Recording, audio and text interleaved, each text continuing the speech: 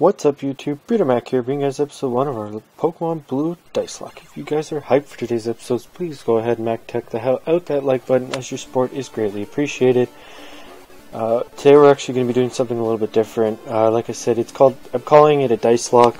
I'm not 100% sure if somebody else is out there has done something similar to this or not.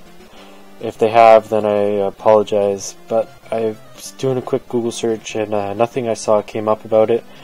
So hopefully that this is actually something at least new and original, and hopefully you guys actually end up liking this.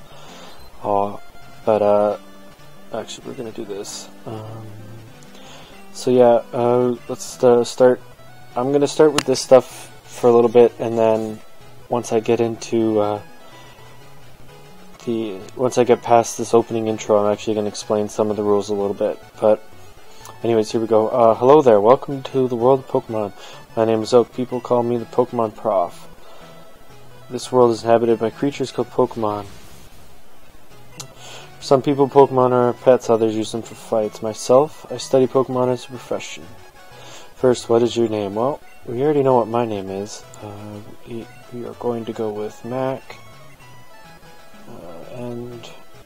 Right, so your name is Mac. This is my grandson who's been your rival since you were a baby. What is his name again? For this series, we're actually going to choose a fellow YouTuber and great friend of mine. His name is Mantis. I will leave the links to his YouTube channel and Twitter in the description down below. Please go ahead and check him out. I highly recommend that you do check him out, and go ahead and say hi for him. Hi to him from me. But yeah, so we're gonna go with Mantis. That's right, I remember, his name is Mantis. Mac, your very own Pokemon legend is about to unfold. A world of dreams and adventures with Pokemon awaits. Let's go. Okay, so I think I'm just gonna do get this potion. Let's go outside. Okay, so I think here is probably a good point to start explaining some of the rules.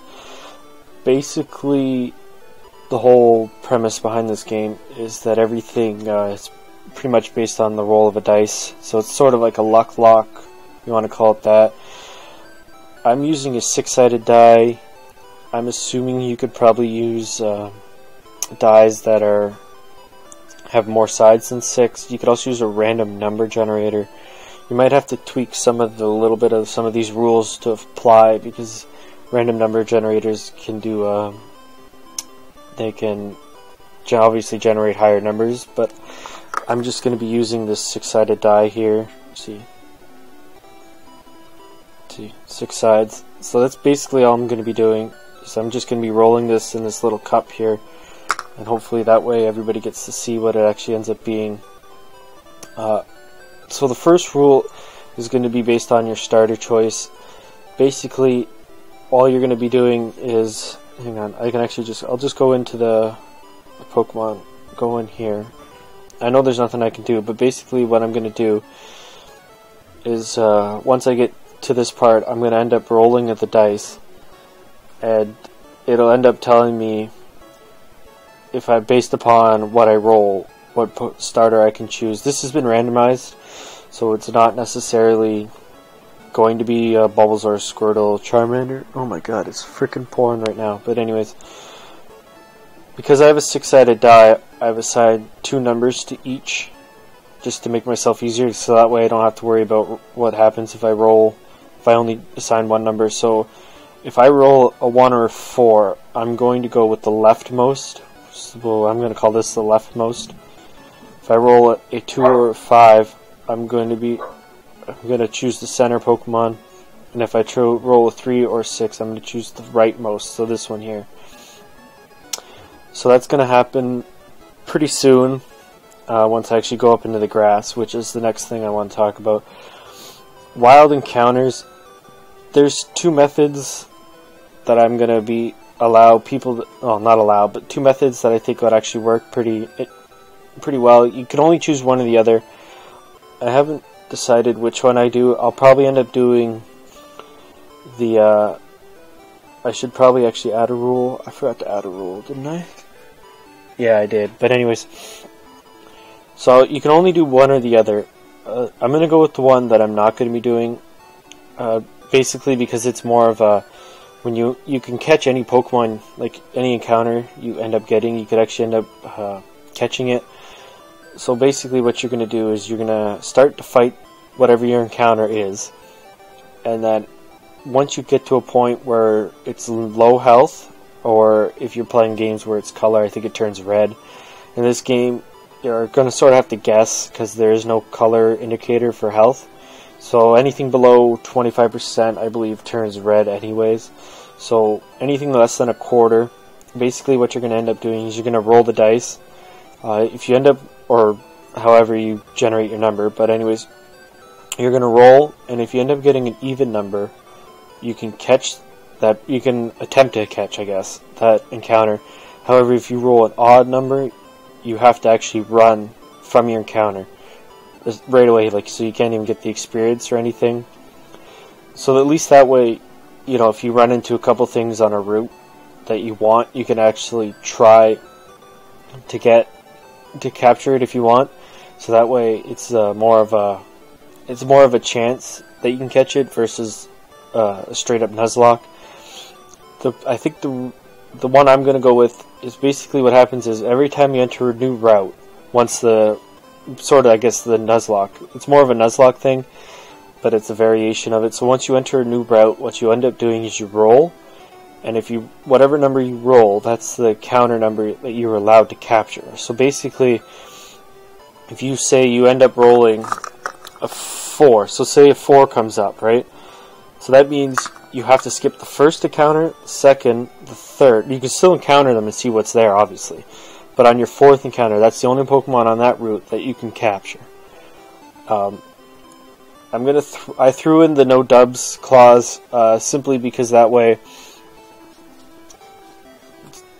so that way you can end up, because I think the one I'm doing is completely randomized. I don't think I did area 1-to-1 or whatever. So that means whatever you encounter, you can actually end up, I guess, with 6 Pidgeots or Pidgeotos or whatever on your team. The other rule that I forgot for this section is that if you end up rolling a 6, you do not get an encounter for that route. So you have to skip the entire route without actually getting an encounter. I will put that into the rules and update the ones up here with that. But that's just an additional rule that I'm going to end up using. The next rule is about fainting. If a Pokemon faints, you roll. But however, if it's the second time, then you do not get to. You don't have a chance to roll. So if it faints once, if it's the first time of the Pokemon it's fainted, you get to roll. If it's the second time, they must be boxed or released forever. If you end up getting an even number, you can revive that Pokemon. However, if you get an odd number, you must box/release it forever. You can you can sort of Nuzlocke this, I guess, with a whiteout being a game over. However, I've changed it up a little bit to allow people to keep playing the game. But I'm considering a whiteout is not a game over. What happens is you end up rolling, and whatever number you roll, that's how many Pokemon you have to release from your party, starting from the top. So you have to start at whatever's in the leadoff spot down. So if you end up rolling, say, a 3, the top 3 of your team have to be boxed and released forever. If you roll a 6, obviously you have to box. I'm counting that as a game over. So anything from 1 to 5 that you roll. So you have, what, a 5 out of 6 chance of keep playing, even if you white out. So, but yeah, if you roll a 6, then it's a game over. Another rule is every time you enter a new city, you roll. Basically, this is going to determine how many items you get to buy. If you roll an even number, you can go crazy at the Pokemon Mart. So you should probably remember what cities you can do this at and what cities you can't. So you can fly back and forth and buy items. An odd number, and you can only buy one of each. So you can only buy 1 Pokeball, 1 potion, 1 antidote, etc., etc. And then another rule is, again, this is not based upon, so you're basically going to have to roll the dice twice once you enter a new city. First time is to determine how many items. The second time is to determine how many times you can heal at a Pokemon Center. If you roll an even, then you can just heal as many times as you'd like. An odd, and I went with a maximum of 5 just because of grinding and whatnot, so you can go back and forth a couple times in the Pokemon Gym and whatnot to actually end up healing. But it's something you're going to have to keep an eye on. If you do roll an odd number, then you can only do it 5 times. And last but not least, all Pokemon must have a nickname. So I think that's all the rules that I'm going to be using. If I've forgotten any, or if there's maybe a way to improve some of these, please go ahead and let me know in the comment section down below. I'm trying this out. Like I said, I don't think anybody else has done this sort of style, so hopefully between you guys out there and myself, we can actually figure out a good set of rules for an actual dice lock. So yeah, go ahead and suggest new rules, or suggest something that I can do to make these ones a little bit better. But I think that's basically the general idea of the whole sort of dice lock that I'm going to be doing. So now that I've sort of explained the rules, I'm actually going to go and find out what our choices are. Like I said, this is randomized, so I don't actually have, it's complete and utter, I guess random, but anyways, we're going to end up seeing what we got. It's unsafe. Wild Pokemon live in tall grass. You need your own Pokemon for your protection. I know. Here, come with me.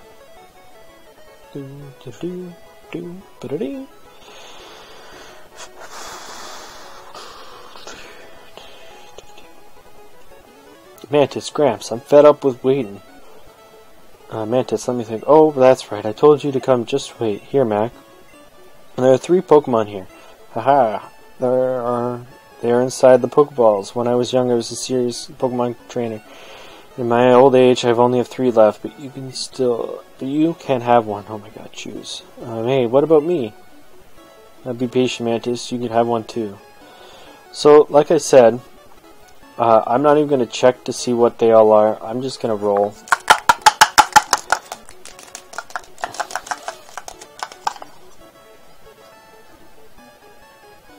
So we got a 3, right?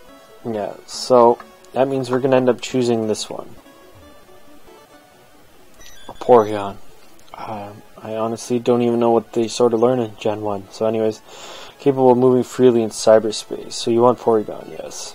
This Pokemon is really accuracy Porygon. Do you want to give it a nickname? Of course.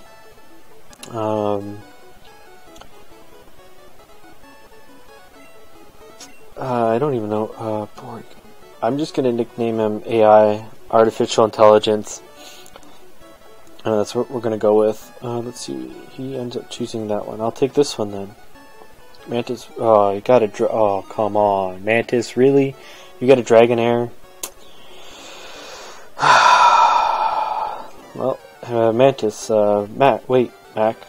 Let's check out our Pokemon. Come on, I'll take you on. Oh, God. He freaking gets a Dragonair. Come on now. Mantis wants to fight. Oh, okay, he actually ends up with the Charmander. Oh, okay. I thought he would have gotten the Dragonair. Tackle, Sharpen, Conversion. I'm not even sure what most of these do. Scratch. I'm not even sure. I have to check. A crit. A crit. What are we, VGA now? Okay, crit. Oh, okay, maybe we are VGA. But I have to see what those other two do. I'm not quite sure. Hopefully we just, yeah. Okay, 69. Oh, he doesn't even get to level up. Oh, this sucks. What unbelievable. I picked the wrong Pokemon. Mac got 175 for winning. Okay, I'll make my Pokemon fight tighten it up. Smell you later. So, I think that's going to be it for this episode. I know we didn't do a whole lot, but I was basically just sort of explaining the rules and letting you guys sort of know what's happening. Next episode, we'll do the whole parcel, maybe make it up to Pewter City and whatnot. But anyways, I hope you guys liked the episode, and I hope you like the whole concept of a dice lock. But I really do want you guys to let me know what you guys think about this dice lock, and if there's any suggestions you want to make about rules, adding new rules, or about the rules that I have, please go ahead and make them. And yeah, so I think that's going to be it. I hope you guys liked the episode, and don't forget to like, comment, and subscribe to the channel.